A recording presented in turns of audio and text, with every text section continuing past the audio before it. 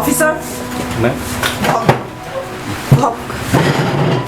আচলতে আপোনাৰ লগত মই এটা কথা আলোচনা কৰিবলৈহে আহিছোঁ কওক আচ্ছা এই ডক্টৰৰ যে কেছটো তাত আমি সকলো ছাছপেক্টেড ক্ৰিমিনেলক জেৰা কৰিলোঁ কিন্তু অপৰাধী আমি এতিয়ালৈকে উলিয়াব পৰা নাই আচ্ছা আপোনাৰ মতে কওকচোন আপুনি কি ভাবিছে কোনে গহনা চুৰ কৰিছে প্ৰাথমিক তদন্তত এনেকুৱা লাগিছিল যে গহনাখিনি নীলিমাই চুৰ কৰিছে কিন্তু পিছলৈ এনেকুৱা লাগিছে মোৰ নীলিমা আচলতে নিৰ্দোষী আৰু ডক্টৰ পুতেক বেয়া সংগত পৰিছে এই নিচাযুক্ত দ্ৰব্য কিনিবৰ কাৰণে দেউতাকৰ পকেট মানি এটা নচলে আৰু সেই হয়তো সি গহনাখিনি বিক্ৰী কৰি নীলিমাক ফুচাইছে নেকি আৰু ডাক্তৰ ঘৈণী মিছেছ জুৰি বৰুৱা তেখেতকতো আমি সন্দেহৰ পৰা আঁতৰাই ৰাখিছোঁ জেৰা পৰ্যন্তও কৰা নাই যাৰ গহনা চুৰি হৈছে আৰু যিয়ে কেছ দিছে তেওঁক আপুনি কি বুলি সন্দেহ কৰিব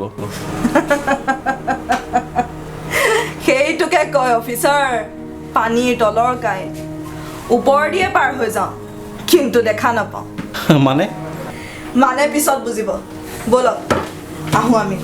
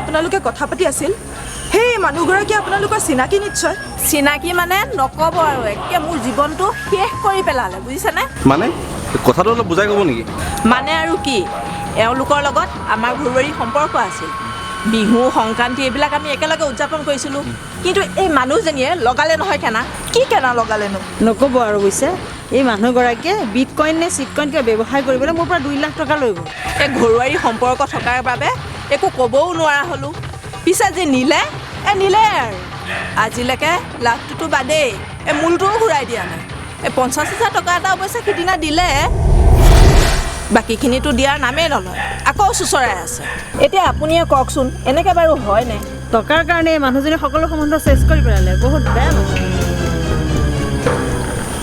অফিচাৰ বলক ৰ'বচোন আপোনালোকে কিয় বা সুধিলে গ'লগৈ দেখোন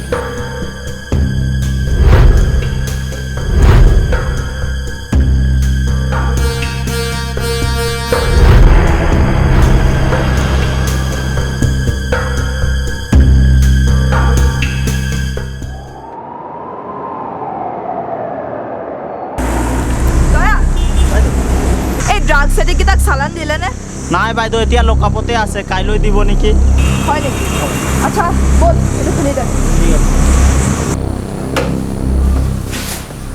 দয়া চকী এখন লৈ আহ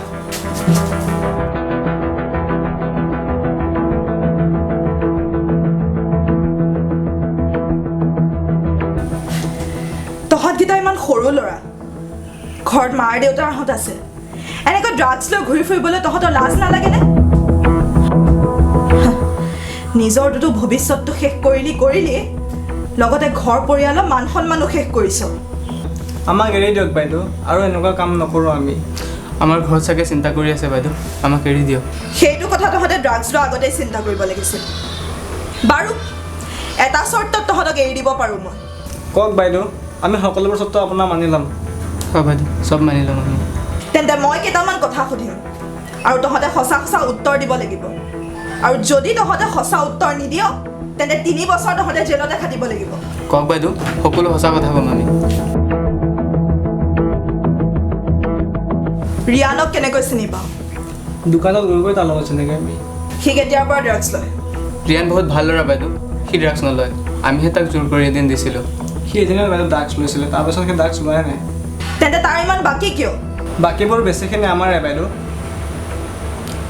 আমি তাৰ নাম কৈ পেলাই দোকানৰ পৰা কেতিয়াবা কেছ পইচাও লওঁ। সি একো হিচাপে নকৰে, বাকীবোৰ মাৰি দিয়ে। তহঁত মানে অকল ড্ৰাগছ এডিক্টেই নহয়, ঘোৰ বিশ্বাসঘাতক আৰু দাগাবাজো। থাকচোন কেইদিনমান জেলত। বাইদেউ বাইদেউ বাইদেউ আমাৰ এদিন বুলি কৈছে আপুনি।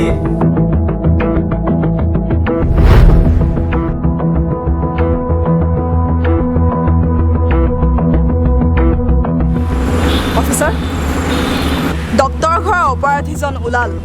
মই ঠিকেই অনুমান কৰিছিলোঁ। অনুমান কৰিছে যেতিয়া কাইলৈ সকলোকে থানালৈ মাতি দিয়ক। ঠিক আছে। তাতে সকলো ফাদিল কৰি দিম।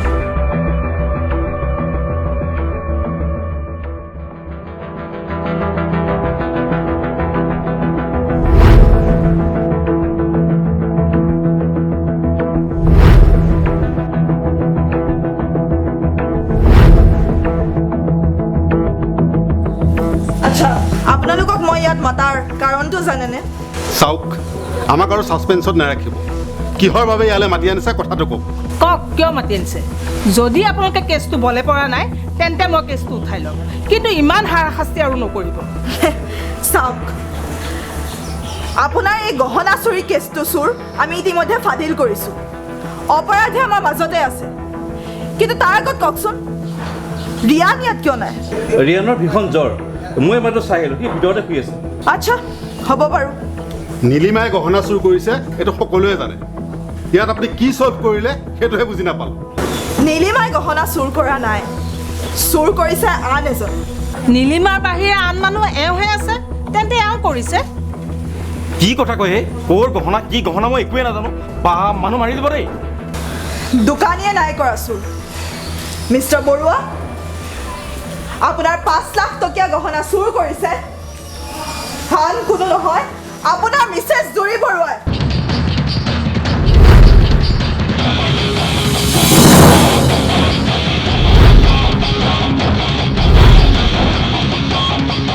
আপুনি পাগল হোৱা নাইতো? লোকৰ মুখত শুনি শুনি ভাবিছিলোঁ আপুনি বেলেগতকৈ অলপ বেলেগ। পিছে আপুনিও দেখোন। বাইদেৱে নিজৰ গহনাখিনি কিয় চুৰ কৰিব? সেইখিনিতো ইতিমধ্যে তেওঁৰেই। বাইদেৱে কোৱা কথাখিনি আপুনি ভালকৈ শুনক। একো প্ৰুফ নোহোৱাকৈ আমি একো কথাই নাপাওঁ। আচলতে মিছেছ জুৰি বৰুৱা এগৰাকী খুব চৌখিন মহিলা। নিজৰ ষ্টেটাছ মেইনটেইন কৰি ৰাখিবলৈ তেওঁ হকে বিহকে বহুতো টকা খৰচ কৰে। আৰু বিপৰীতে মিষ্টাৰ বৰুৱা এজন খুব হিচাপী ব্যক্তি, নহয়নে বৰুৱা? য়েছ, কষ্ট কৰি ঘটা ধন অবাবত খৰচা কৰাটো মই ভাল নাপাওঁ। একজেক্টলি। কিন্তু আপোনাৰ ৱাইফে আপুনি কষ্ট কৰি ঘটা ধন বান্ধৱীবোৰৰ লগত মিলি পাৰ্টি, ৰেষ্টুৰেণ্ট আৰু বিভিন্ন এণ্টাৰটেইনমেণ্ট চ'ৰ্চেছৰ নামত লাখ লাখ টকা খৰচ কৰি আহিছে। মিছা কথা, মই মোৰ ইনকামেৰে চলোঁ। তোমাৰ ইনকম মানে? মানে ময়ো নিজাকৈ কিবা এটা ব্যৱসায় আৰম্ভ কৰিছোঁ। ক'তা? তুমিতো মোক আজিলৈকে কোৱা নাই। মানে মই আপোনাক ছাৰপ্ৰাইজ দিম বুলি ভাবিছিলোঁ। What nonsense! আচল কথাটো শুনক, মিছেছ বৰুৱাই তেওঁৰ এগৰাকী বান্ধৱীৰ লগত লগ হৈ এটা বিটকইনছৰ ব্যৱসায় আৰম্ভ কৰিছিলে আৰু তাত প্ৰায় 20 লাখ মান টকা ইনভেষ্টো কৰিছিলে। কিন্তু ব্যৱসায়ত কণমানো অভিজ্ঞতা নথকাৰ বাবে এওঁলোকৰ ব্যৱসায় ব্যৰ্থ হয় আৰু সমস্ত টকা অথলে যায়। আপোনাৰ পৰা টকা লোৱাৰ উপৰিও তেওঁ বিভিন্নজনৰ পৰা ব্যৱসায়ৰ নামত প্ৰায় 8 লাখ মান টকা কালেকশ্যন কৰিছিলে। আৰু ব্যৱসায় ফ্লপ হোৱাত সকলোৱে তেওঁৰ পৰা টকাখিনি উভতাই বিচাৰিছিলে। তাৰপিছত বিভিন্নজনৰ তাগিদা সহ্য কৰিব নোৱাৰি এখেতে অৱশেষত প্লেন বনালে যে তেওঁ নিজৰ গহনাখিনিকে বিক্ৰী কৰিব। কিন্তু ডাইৰেক্ট বিক্ৰী কৰিলেতো হাংগামা হৈ যাব। সেয়েহে তেওঁ প্লেনটো চেঞ্জ কৰিলে। তেওঁৰ গহনাখিনি চুৰি হোৱা দেখাব আৰু লাহে লাহে সকলোবোৰ ঠিক হৈ যাব। তুমি ইমান তললৈ যাব পাৰা?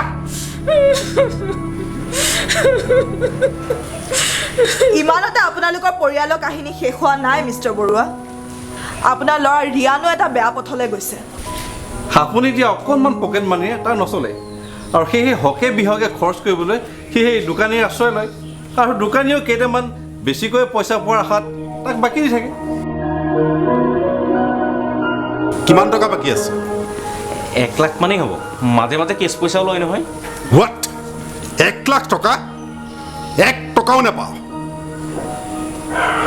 আৰু নীলিমা দাদা তই বেয়া নাপাবি মিছাতেতো সন্দেহ কৰিলি হ'ব দাদা মই যে নিৰ্দোষী প্ৰমাণ হ'লোঁ সেইটোৱে মোৰ বাবে বহুত ডাঙৰ কথা ধন্যবাদ বাইদেউ দয়া এখেতক লৈ ব'লা কিন্তু হেৰি কিবা এটা কৰক মইতো মোৰ ভুল স্বীকাৰ কৰিছোঁ মই আৰু জীৱনত কেতিয়াও এনেকুৱা ভুল নকৰোঁ কিবা এটা কৰক এখেতক নিব নালাগে কেছটো মই উঠাই লৈছোঁ চাওক কেছটো উঠাই ল'লেও আমাৰ কিছুমান লিগেল ফৰ্মেলিটিজ থাকে কাৰণ মিছেছ বৰুৱাই পুলিচক মিছগাইড কৰিছে গতিকে আপোনালোকে থানালৈ আহক আৰু কেইটামান চহী কৰি আপোনালোক আহিব পাৰিব মেডাম মোৰ বাকীখিনি হেৰ বাকী মানে ফাঁকি তোৰ পইচাকেইটা এনেই গ'ল আৰু তেনেকৈ নক'ব ছাৰ বহুত কষ্ট কৰি দোকান খুলি যেনে তেনে চলি আছোঁ মোক দয়া কৰক ছাৰ তেন্তে অধিক মুনাফাৰ আশাত 2 নম্বৰীত কিয় নামিছিলি মই একো 2 নম্বৰী কৰা নাই মেডাম কথা নকবি অৰিজিনেল বাকী কিমান